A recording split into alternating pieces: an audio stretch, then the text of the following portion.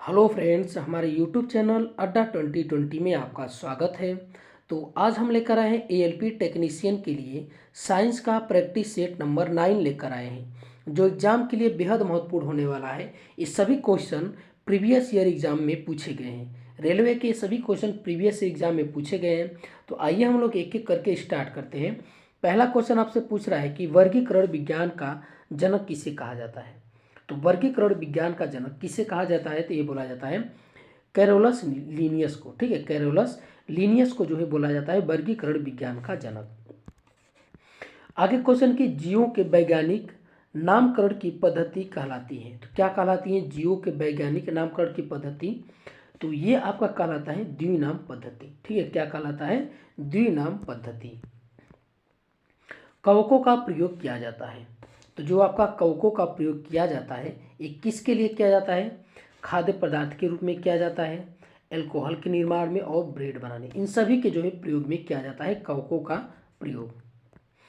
Thallophyta संघ के अंतर्गत शामिल नहीं है। तो इनमें से कौन है जो थैलोफाइटा संघ के जो है अंतर्गत शामिल नहीं है? तो कौन है?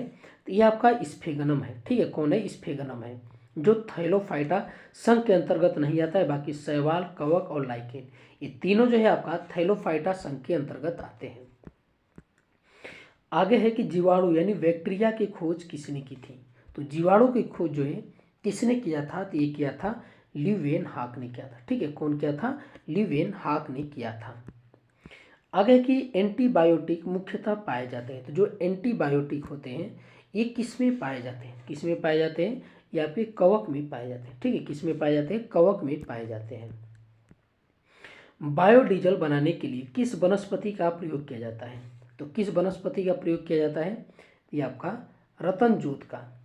ठीक है, रतन जोत का प्रयोग किया जाता है। मानव शरीर की सबसे छोटी तथा सबसे बड़ी अस्थि क्रमशः कौन है? ठीक है, तो सबसे छोटी कौन है? तो ये आपका स्टेपीज है और सबसे बड़ी जो है फीमर है। तो ये जो है आपका सही हो जाएगा। आगे हम लोग देखते हैं, अगला क्वेश्चन है कि नवजात शिशुओं में श्वसन की दर कितनी होती है? तो नवजात शिशुओं में जो है आपकी श्वसन की दर कितनी होती है? तो ये आपकी होती है 30 से 60 बार प्रति मिनट। ठीक है, 30 से 60 जो है इतना जो है आपका प्रति मिनट होता है।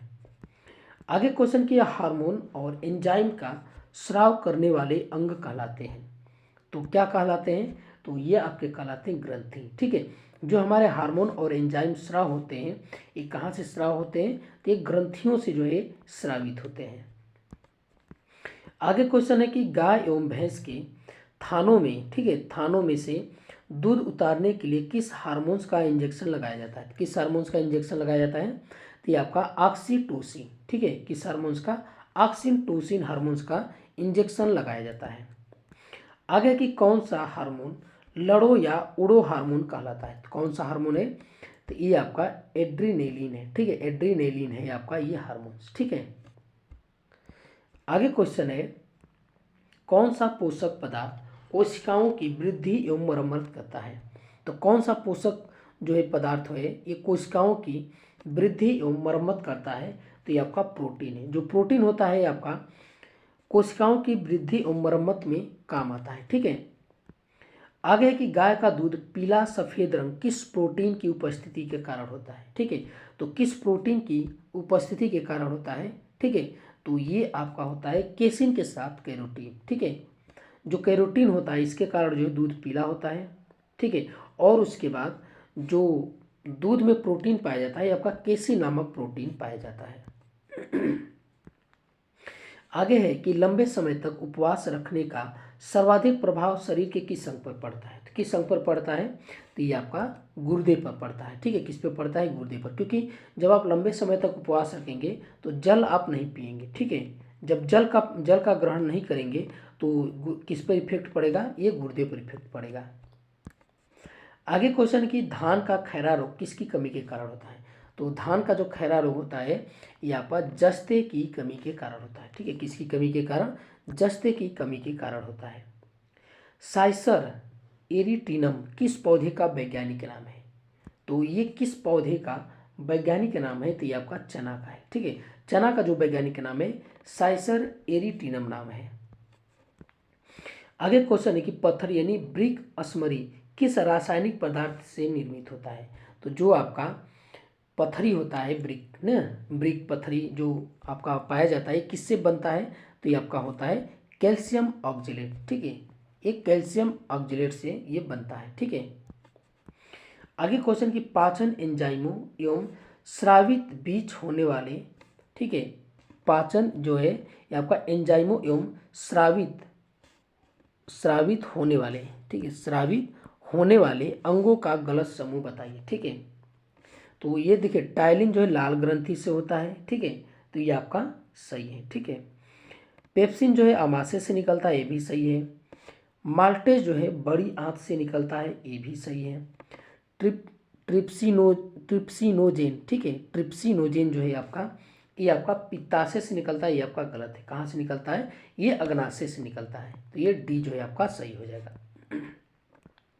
एक वयस्क स्वस्थ मनुष्य द्वारा एक दिन में उत्सर्जित मूत्र की मात्रा है। तो एक स्वस्थ मनुष्य के द्वारा एक दिन में वो कितना मूत्र उत्सर्जित करता है, कितना करता है, तो ये आपका लगभग 1.5 लीटर। ठीक है, लगभग 1.5 लीटर। आगे क्वेश्चन की अक्रिय गैसों की खोज किसने की थी। तो अक्रिय गैसों की खोज जो है ये किसने किया था, तो ये आपका किया था रैमजे ने किया था। ठीक है, किसने किया था, रैमजे ने किया था। आगे के खाना को पकाते समय सर्वाधिक मात्रा में क्या नष्ट होता है, क्या नष्ट होता है, तो ये विटामिन नष्ट होता है। ठीक है, ये विटामिन जो है आपका नष्ट होता है। कौन सी गैस जो है चांदी की सतह को काला कर देती है, तो कौन सी गैस, तो ये आपका ओजोन गैस है। ठीक है, कौन है, ये ओजोन जो गैस है ये चांदी की सतह को जो है आपका ये काला कर देती है। पानी का भारीपन किसके विलय के कारण होता है, तो जो पानी का भारीपन है ये आपका सोडियम के विलय के कारण होता है। ठीक है, सोडियम जब उसमें घुला रहता है तब पानी का जो है भारीपन बढ़ जाता है। केल्विन पैमाने पर जल का क्वथनांक कितना होता है, तो केल्विन पैमाने पर जो है जल का क्वथनांक कितना होता है, 373 केल्विन होता है। क्योंकि जो केल्विन होता है ये आपका 273 जो केल्विन है, ठीक है, ये जो है आपका 0 डिग्री सेल्सियस के बराबर होता है। और 100 डिग्री सेल्सियस पर जो है पानी उबलता है और केल्विन में जो है 100 इसमें जोड़ देंगे तो ये 373 केल्विन हो जाएगा। ठीक है, आगे हम लोग देखते हैं अगला क्वेश्चन है कि किस अम्ल का उपयोग सीसा संचायक बैटरी में किया जाता है। तो किसका प्रयोग किया जाता है, सल्फ्यूरिक अम्ल का। ठीक है, किसका, सल्फ्यूरिक अम्ल का किया जाता है। नमक का पीएच मान कितना होता है, तो जो नमक का पीएच मान होता है ये कितना होता है, तो ये आपका होता है 7 होता है। ठीक है, कितना होता है, 7 होता है। आगे क्वेश्चन की मलेरिया रोग का प्रमुख कारक क्या है, तो मलेरिया रोग का प्रमुख कारक इसमें से कौन है, तो ये आपका प्लाज्मोडियम है। ठीक है, क्या कौन सा है, ये प्लाज्मोडियम है। आगे क्वेश्चन है कि यांत्रिक ऊर्जा को विद्युत ऊर्जा में कौन यंत्र बदलता है, कौन यंत्र बदलता है, तो ये आपका डायनेमो बदलता है। ठीक है, कौन बदलता है, डायनेमो। हृदय में विकार का पता लगाने के लिए किसका प्रयोग किया जाता है, तो हृदय में विकार का पता लगाने के लिए ये प्रयोग किया जाता है आपका ईसीजी का। ठीक है, किसका प्रयोग किया जाता है, ईसीजी का। आगे क्वेश्चन की कौन सा हार्मोन लड़ो या उड़ो हार्मोन कहलाता है, कौन हार्मोन है, ये आपका एड्रीनलिन। ठीक है, एड्रीनलिन जो है ये आपका लड़ो या उड़ो हार्मोन कहलाता है। ठीक है, ये जो है कब स्रावित होता है, जब व्यक्ति गुस्सा ज़्यादा क्रोध करता है। ठीक है, जब यानी कहने का मतलब जब अपना आपा खोने लगता है व्यक्ति, ठीक है, तब जो है ये हार्मोन्स स्रावित होते हैं अधिक मात्रा में। आगे क्वेश्चन की प्रकाशीय सजावट या विज्ञापन के लिए विसर्जन नलिकाओं में प्रयुक्त होने वाली कौन सी गैस है, तो कौन सी गैस है, तो ये आपकी नियान गैस है। ठीक है, कौन है, नियान गैस है, ऑप्शन डी जो है आपका सही हो जाएगा। ठीक है, नियान। निम्नलिखित में से कौन सा विस्फोटक पदार्थ नहीं है, तो इनमें से कौन जो है विस्फोटक पदार्थ नहीं है, तो कौन है, नाइट्रोक्लोरोफॉर्म। ठीक है, नाइट्रोक्लोरोफॉर्म जो है आपका विस्फोटक पदार्थ नहीं है। बाकी जो है ट्राईनाइट्रोटालुइन, ठीक है, टालुइन, ट्राईनाइट्रोग्लिसरीन, साइक्लोट्राईमेथिलीन, नाइट्रामाइड, ठीक है, ये सभी जो है आपका विस्फोटक पदार्थ है। किस विटामिन में कोबाल्ट पाया जाता है, तो आपका पाया जाता है विटामिन B12 में। ठीक है, विटामिन B12 में जो है आपका पाया जाता है कोबाल्ट। निम्नलिखित में से कौन जीवन को नष्ट कर देता है लेकिन भवनों को कोई क्षति नहीं पहुंचाता है, तो इनमें से कौन है, तो ये है आपका न्यूट्रॉन बम है। ठीक है, कौन है, न्यूट्रॉन बम। न्यूट्रॉन बम जो है धीरे धीरे आपका जीवन को नष्ट कर देता है, व्यक्तियों को, मतलब ये मृत्यु जो व्यक्ति होते हैं उनको जो है धीरे धीरे उनके मतलब कि मार देता है उनको, ठीक है, लेकिन भवनों का 1% भी नुकसान नहीं पहुंचाता है। सीवी रमन को किस विशिष्ट अध्ययन के लिए नोबेल पुरस्कार मिला था? तो किसकी विशिष्ट अध्ययन के लिए? तो ये आपका मिला था प्रकाश का प्रकीर्णन के लिए, ठीक है, प्रकाश का प्रकीर्णन के लिए मिला था उनको। एक प्रोटीन को दूसरे प्रोटीन के जो है पास लाने में वैद्युत स्थिति ऊर्जा क्या होती है? ठीक है, तो क्या होती है? तो ये आपका बढ़ती है, ठीक है, क्या होती है? बढ़ती है। आगे की विटामिन के का कार्य क्या है? तो विटामिन के का कार्य क्या है? रक्त का थक्का जमाना, ठीक है, क्या होता है? रक्त का थक्का जमाना। पोटेशियम क्लोरेट से ऑक्सीजन बनाने में किस उत्प्रेरक का प्रयोग किया जाता है?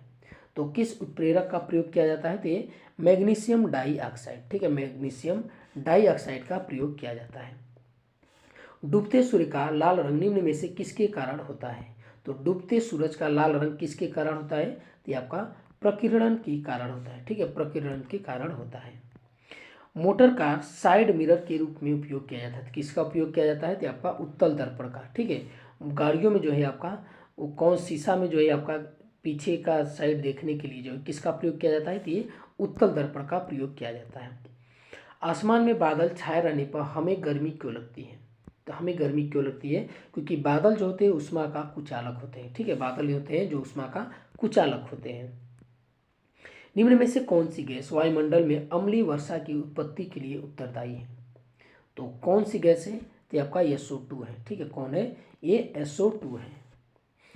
आगे क्वेश्चन है कि क्लोरोफिल की संरचना में कौन सा पोषक तत्व शामिल है? तो क्लोरोफिल की संरचना में कौन सा पोषक तत्व शामिल है?